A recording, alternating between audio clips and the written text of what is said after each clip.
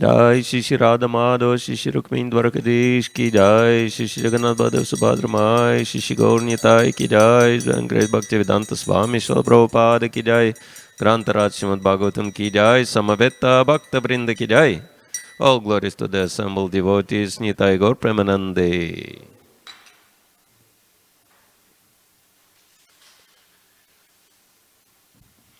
Hare Krishna.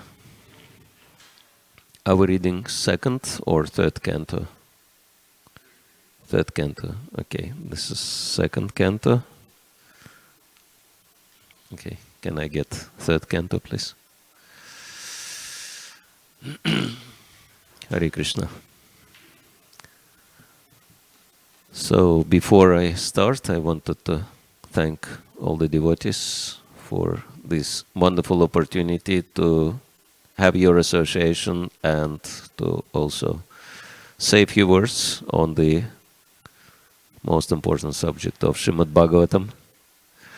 In your presence, of course, so many senior expert Vaishnavas, so many Prabhupada disciples are here, so I would really count on your blessings to be able to say something worthwhile.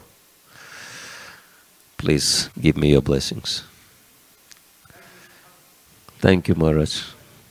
Thank you, Maharaj, for your association and your enthusiasm.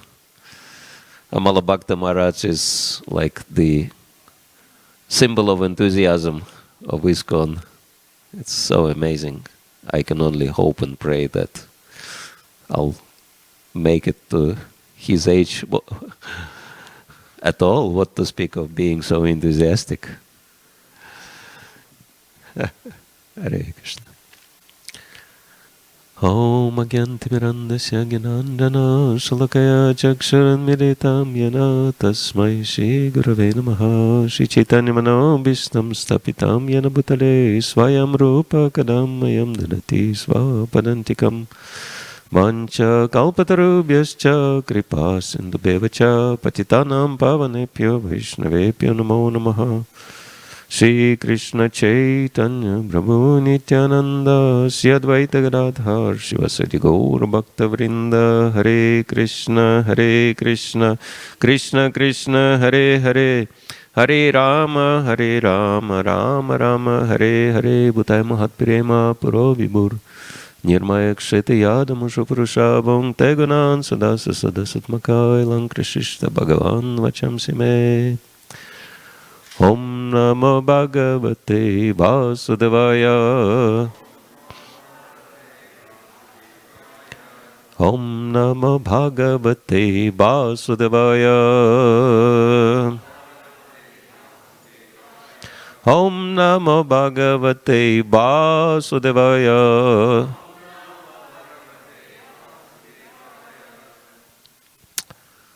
So this is third canto of Srimad Bhagavatam, chapter 1, text 32.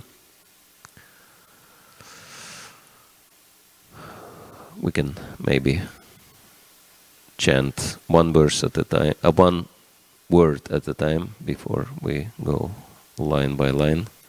Kachit Buddha Swasti Anamiva Aste Svapalka, I'm sorry, it's Svapalka Putro Bhagavat Prapannaha Yaha Krishna Padankita Marga Pamsush Acheshtata Prema Vibhinna Daryaha Kachid Buddha Swaschanamiva Aste Kachid Buddha Swaschanamiva Aste Svapalka Putra Bhagavat Prapanna Svapalka Putro Bhagavat Prapanna Ya Krishna Padankita Marga Pamsush Yat Krishna Padankita Marga Pamsush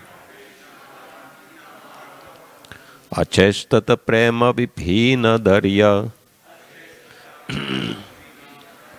Acheshtata Prema Viphina Darya Kachit Buddhasvascanameva Aste Svapalka Putro Bhagavat Prapanna Ya Krishna Padankita Marga Pamsush Acheshtata Prema Viphina Darya. Please. Kachid Buddhasvascanameva Sapalka Putro Bhagavat Prapanna Ya Krishna Padankita Marga Pamsush Acheshtata Prema Viphina Darya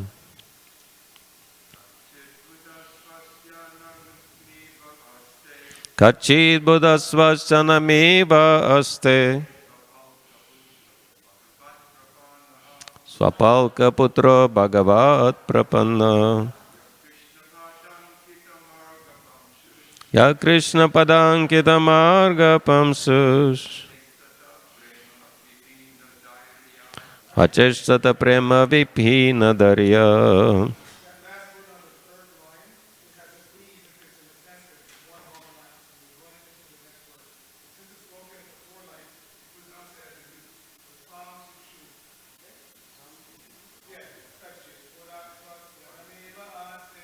Kachit Buddhasvascanameva Aste Sapalka Putro Bhagavat Prapanna Krishna Padankita Marga Pamsush Acheshtata Prema Viphina Darya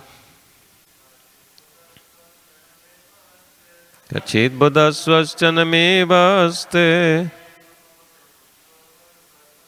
Swapalka Putro Bhagavat Prapanna Krishna Padankita Marga Pamsush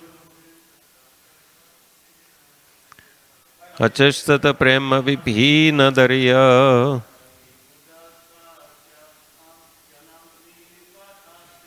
Kachit Buddhasvascanameva Aste Sapalka Putro Bhagavat Prapanna Krishna Padankita Marga Pamsush Acheshtata Prema Viphina Darya. Ladies, please. Kachit Buddhasvascanameva Aste Swapalka Putro Bhagavat Prapanna Yat Krishna Padankita Marga Pamsush Acheshtata Prema Viphina Darya.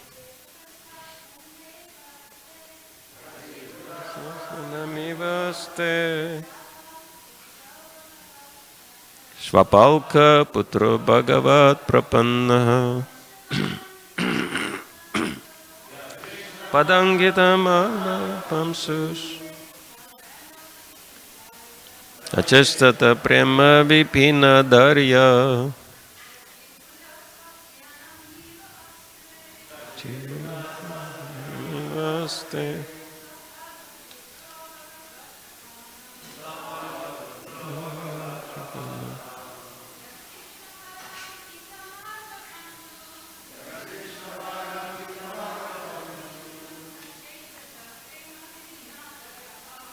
Acheshtata Prema Viphina Darya. Kachitudavaste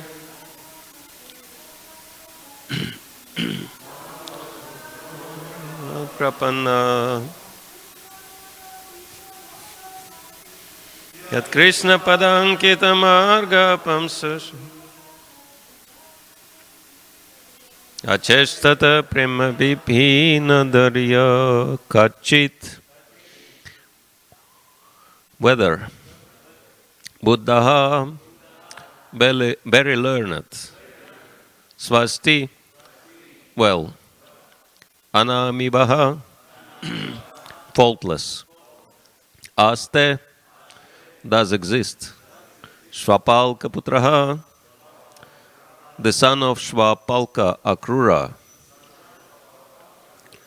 Bhagavat, regarding the personality of Godhead,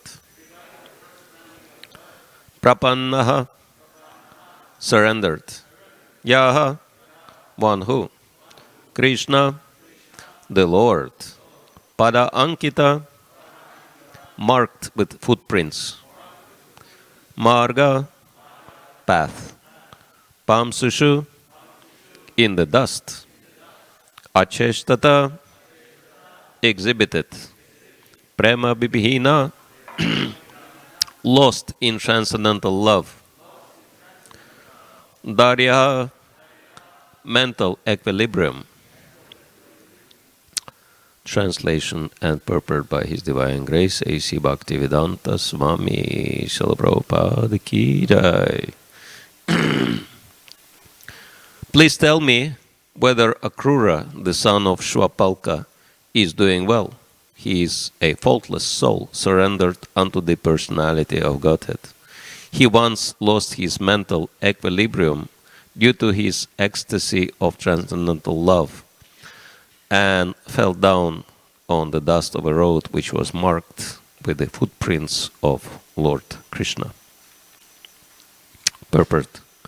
When Akrura came to Vrindavana in search of Krishna, he saw the footprints of the Lord on the dust of Nandagram and at once fell on them in ecstasy of transcendental love. This ecstasy is possible for a devotee who is fully absorbed in incessant thoughts of Krishna. Such a pure devotee of the Lord is naturally faultless because he is always associated with the supremely pure personality of Godhead. Constant thought of the Lord is the antiseptic method for keeping oneself free from the infectious contamination of the material qualities. The pure devotee of the Lord is always in company with the Lord by thinking of Him. Yet, in the particular context of time and place, the transcendental emotions take a different turn, and this breaks the mental equilibrium of the devotee. Lord Chaitanya displayed the typical example of transcendental ecstasy as we can understand from the life of this incarnation of God. Kachit buddha swastyanamiva aste shvapalka putro bhagavat prapannaha ya Krishna padankita marga pamsushu acheshtata prema vibhina darya. Please tell me whether Akrura, the son of Shvapalka, is doing well. He is faultless. He is a faultless soul surrendered unto the personality of Godhead. He once lost his mental equilibrium due to his ecstasy of transcendental love and fell down on the dust of a road which was marked with the footprints of Lord Krishna. So this is another question of Vidura to Maitreya, and actually Uddhava, right? And he is wondering about all these different personalities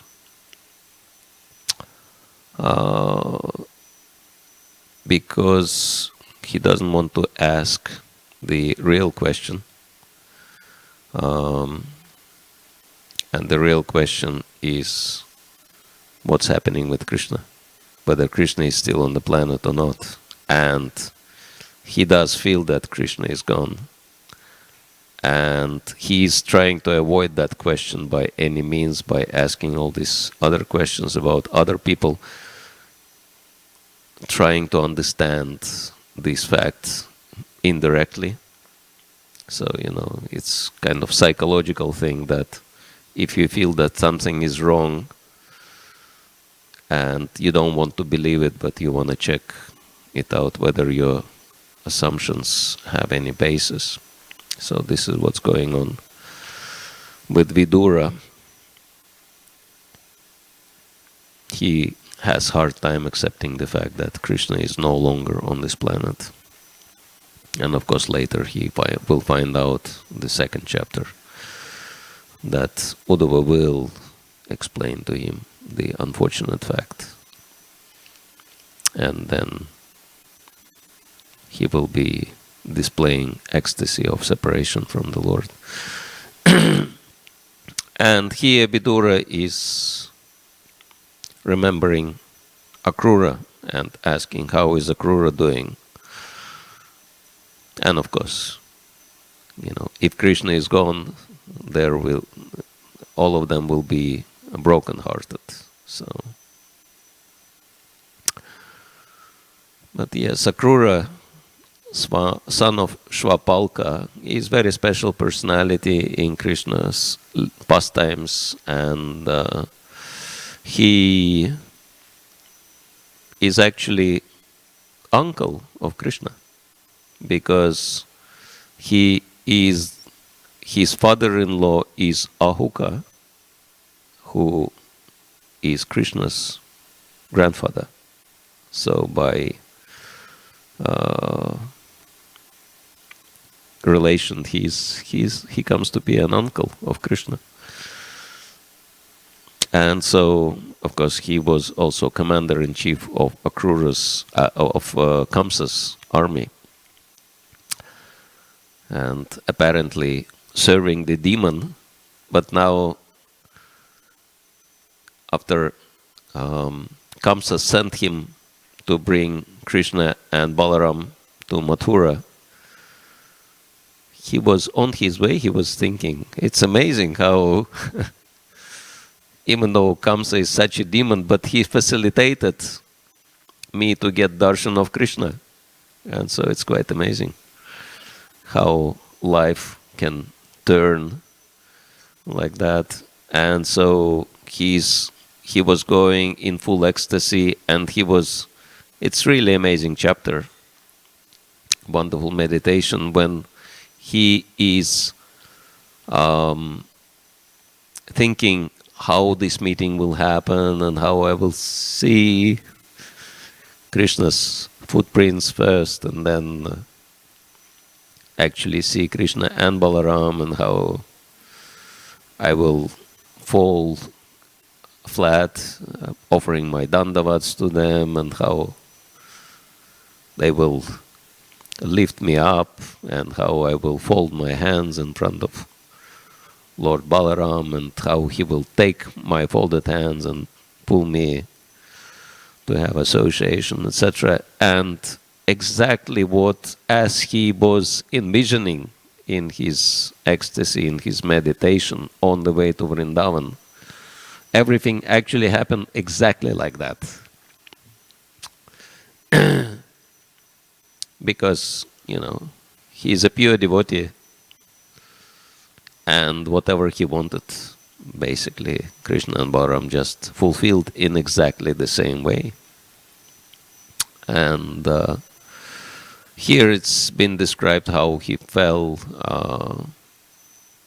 on the ground of Braj Bhumi when he saw the transcendental footprints of the Supreme Lord.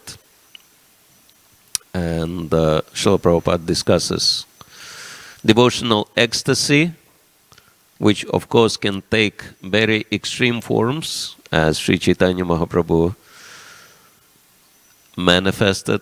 Actually, it's one of the proofs that Sri Chaitanya Mahaprabhu is not a human being, but is a Supreme Lord, because the kind of bodily transformations which he survived many times are not possible for any human being. Like, could we ever survive, with our hands and legs, going inside of our bodies and basically becoming like a pumpkin and lying like that, unconscious, or, in ecstasy, being drowned in the ocean and staying under the water for like such a long time, and until he was pulled out by the fisherman's net, and hands and legs are becoming so long, slackened, connected only with the skin, etc. So this kind of devotional ecstasies can only be exhibited by someone in a spiritual body. Material body never survives that. That's why at a certain point, when devotional ecstasy of a devotee becomes beyond the capacity of the material body to tolerate, then devotee just automatically leaves the body and goes back home, back to Godhead, to join the Supreme Lord in His eternal pastimes. But for us, the important point, because there are so many important points in here, but the most important is what Srila Prabhupada highlights, is that the process which brings us to the point of devotional ecstasy or happiness in Krishna consciousness, and I'm pretty sure that with zero exceptions, everyone here wants to be happy in Krishna consciousness. Let me see the show of hands. Just check how many of you are not yet asleep. How many of you want to be happy in Krishna consciousness? Okay, good. Yeah. It would be strange if someone would join the movement to become more miserable. So yeah, we join this movement to become more happy. And what is the process to become happy in Krishna consciousness? And that is to think of Krishna. And it's something which is the essence of Krishna consciousness. Smartavyo satatam Vishnu vismaritavyo na jatuchi sarvavidi nishedam syu etayor eva kinkara. It says that the essence of bhakti is to always think of Vishnu or Krishna and never forget him. And all other rules and regulations we follow are only servants of that topmost principle. So we follow only two principles.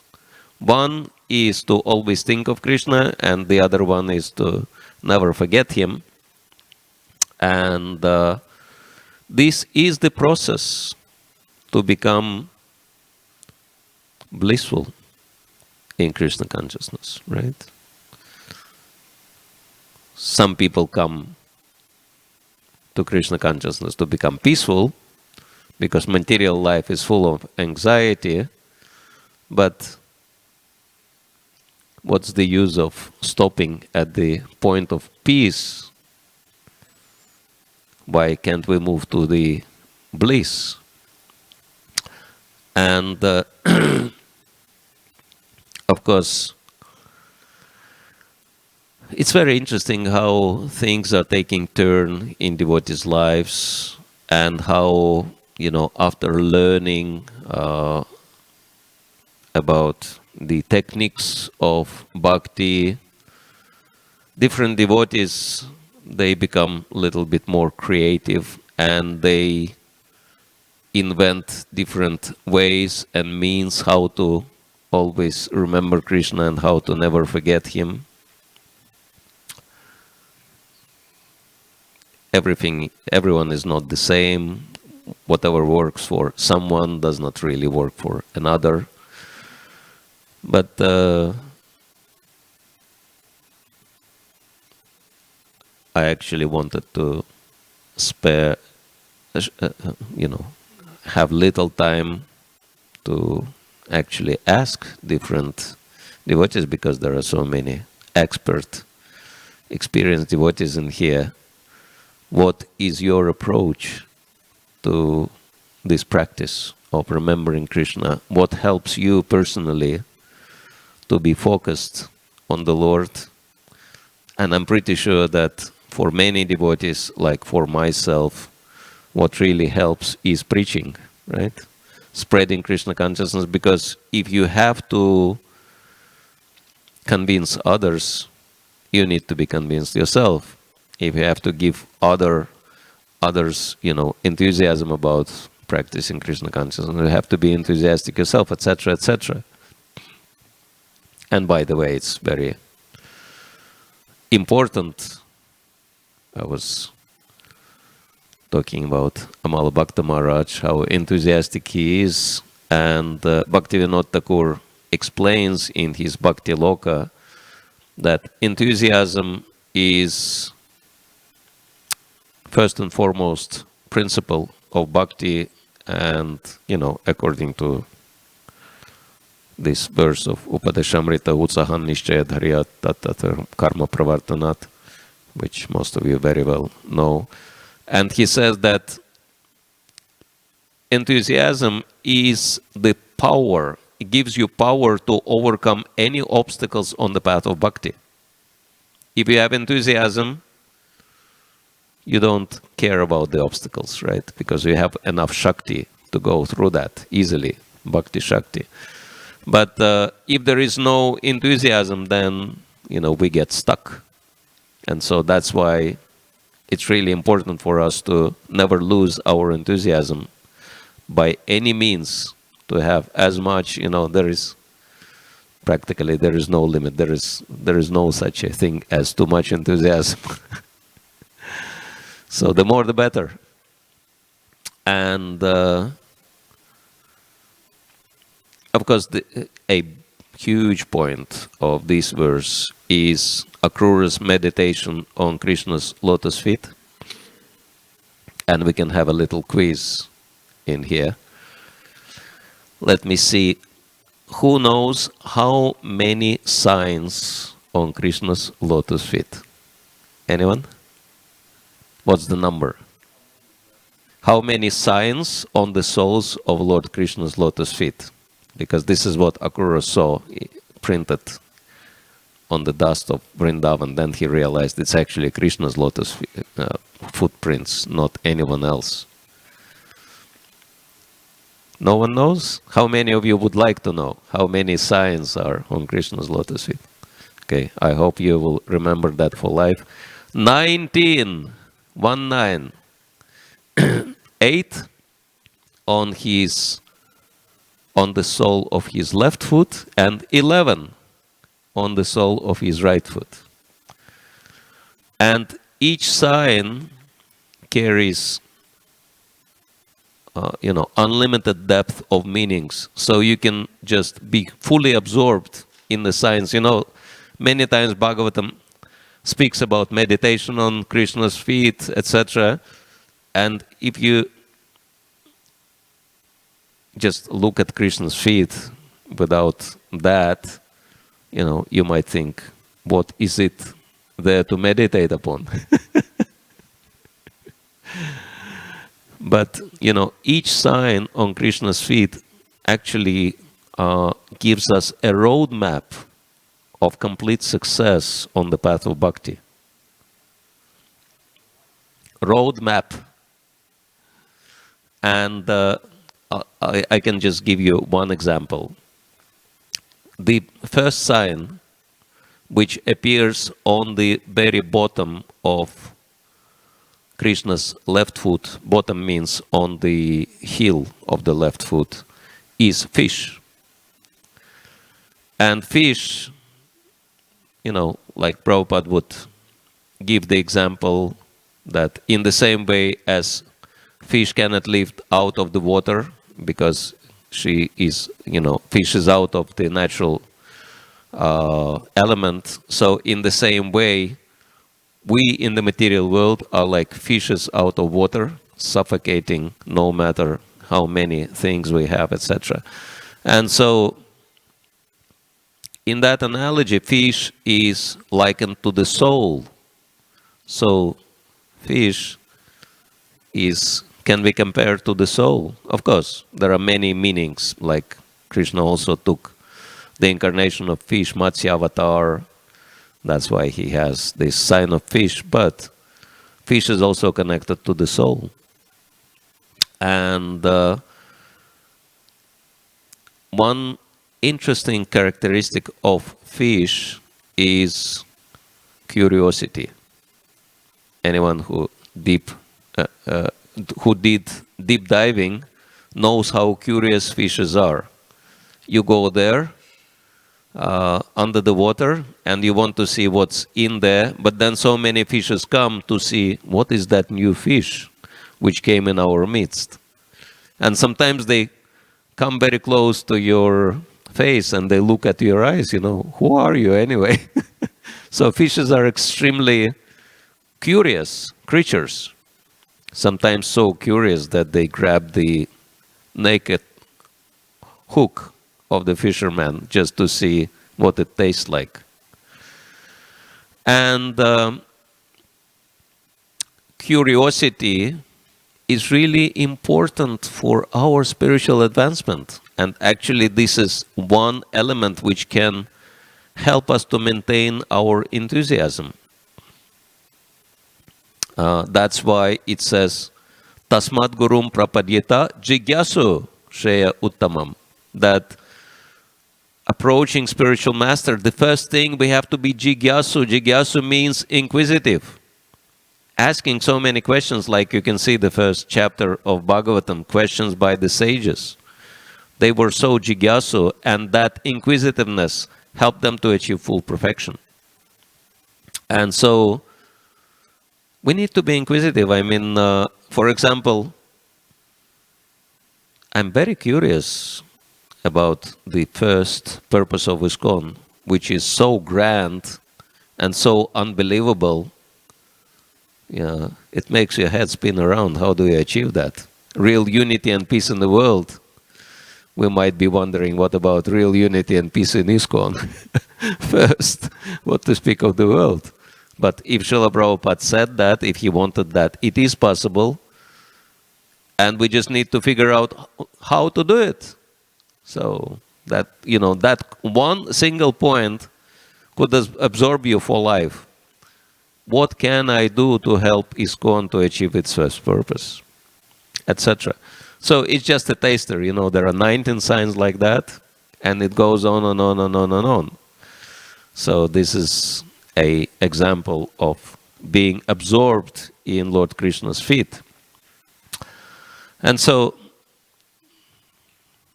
just, sharing a little bit from my own contemplation on the subject, but I would be very interested to hear at least few of our esteemed Vaishnavas. How do you approach that? How do you mold your life in such a way that you would be able to always think of Krishna and never forget him, or at least do it to the maximum possible extent? So, anyone would like to share? Amala Bhakta Maharaj, we have microphone. Thank you, Prabhu. How we can always remember Krishna and never forget Krishna. I'll just tell you what I do, and I'm still a failure. Nonetheless, a good part of the time I'm a success. So it comes on my wrist. As we all, most of us, have wristwatches, and we see the time. And as devotees, we are very much time bound. Bound in the sense that every moment is important, and at any moment we may die. And we want to die with Krishna on our mind. So what I did is, first I put the initial of K, and I wrote it in ink on my wrist, next to my wristwatch. But then after a while, I got the sense that Krishna was alone, and he doesn't like to be alone. And Radha has to be near him. So I had the tattoo artist put the letter R next to Krishna. And so my wrist began to jubilate. Haribol! So I would, whenever, for example, right at this moment, because I got the wrong glasses on, but it says almost, it looks like it's 8:40 at the moment. And so as soon as I look at the hands point to Radha and Krishna. So how can you not think of Radha and Krishna? And so what's the next thing? To say thank you, because I don't deserve to think of you. I deserve to think of very horrible, wretched, worthless, useless things, because that's the kind of person I am. But out of mercy, out of kindness, out of love, out of sweetness, you have granted me this wonderful gift. Your initials on my wrist, next to my wristwatch. Thank you, Krishna. Haribo. Thank you, Maharaj, for sharing your personal secrets of success and secret of enthusiasm. You want to be as enthusiastic as Maharaj, have some, impetuses for remembering Krishna, and thank him for, the great fortune, and feel yourself undeserving. Thank you, Maharaj. Actually, I want to share something I really wanted to share, but I might, not have time for that. That I think, when I came to New Dwaraka, I was asking few devotees, what are the latest pastimes in Dwaraka Dham? And because I was thinking that we might think it's New Dwaraka, but actually it provides entrance into the original Dwaraka. From here you can go straight into real Dwaraka, into the spiritual Dwaraka, through developing our relationship with Dwarakadish. And if you look at Dwarakadish, it's very interesting. I mean, do you think Dwarakadish plays flute? Or has this, stick for herding cows? Because Dwarakadish is not herding cows. So what does Dwarakadish is doing with the flute and with the herding stick? Actually, there is one instance when Dwarakadish had these things, and they have been described in Lalita Madhava of Rupa Goswami. When Dwarakadish was in his mood of Braja Krishna, and he had all these things. So it's very special, Dwarakadish in the mood of Braj Krishna. And actually Lalita Madhava describes that all the queens in Dwaraka, they are actually gopis. Satyabhama is Radharani and Rukmini is Chandravali, and all the gopis, they came together to be with Krishna, to facilitate him in his pastime as king of Dwaraka. And so, it's really wonderful opportunity Srila Prabhupada provided for us to actually, and Dwaraka means door, right? Doorway. So New Dwaraka is the doorway to the original Dwaraka. And so I feel very fortunate to be in here. Maybe I could enter that door as well. Thank you. Please, anyone else would like to share? Archita Prabhu. I'm sure he has many interesting techniques. Hi, well, Maharaj, thank you for the wonderful class. As we were saying outside, you are existing in many time zones simultaneously. We understand that. Very nice question. Thank you for broaching it. Over the years, I've always meditated on one verse from the Bhagavad Gita that helps me to remember Krishna moment to moment, and that's Vedaham Samatitani Vartamani Tavarjana Bhavishyami Tabhutani Mam Tu Vedana Kasyana. So Krishna says, I know everything past, present, and future. And we find ourselves in situations where we don't know anything. We don't know what's going on. So in those moments, I always think, Krishna, you know what's going on. Please direct me. But of all the statements that he makes in that verse, the one that I meditate on it the most is that I know everyone.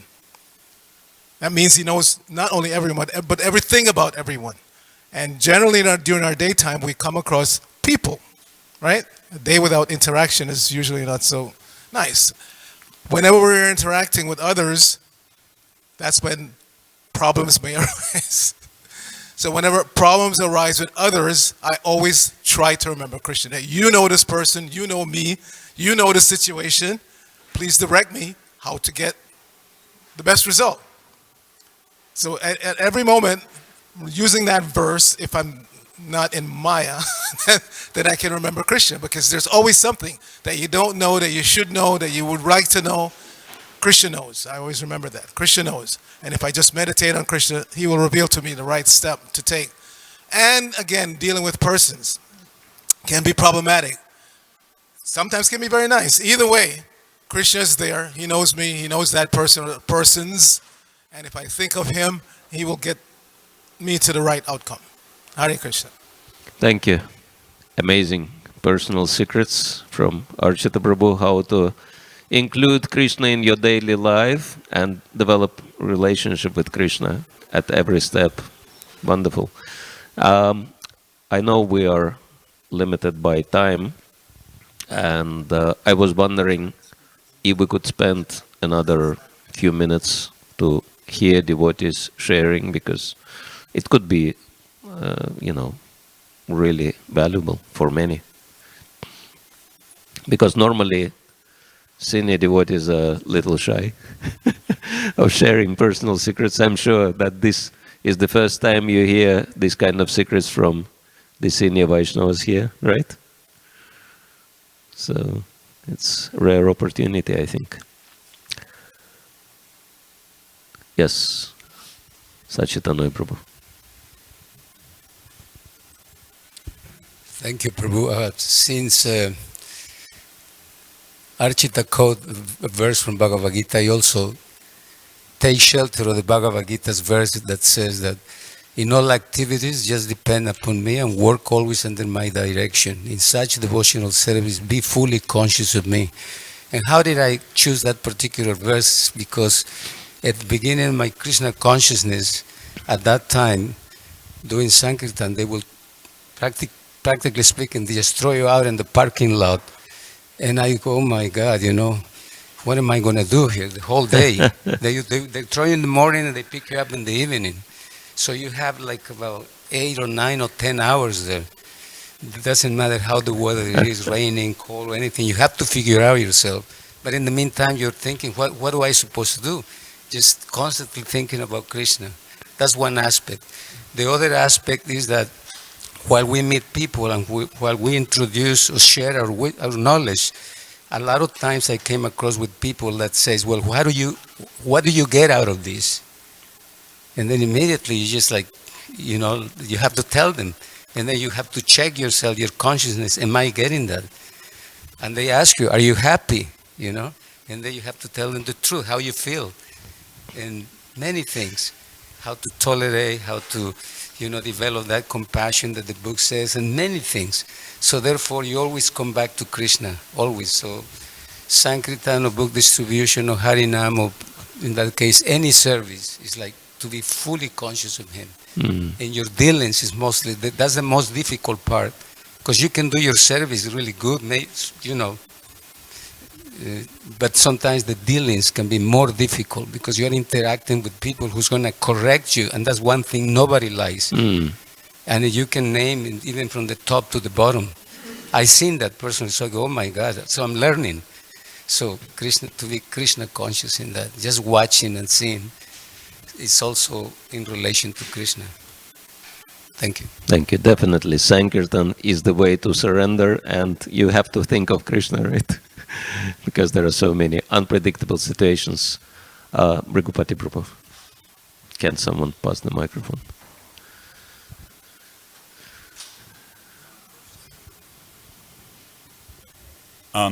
So the next verse, Sachidananda quoted, I think it's 1856, was that?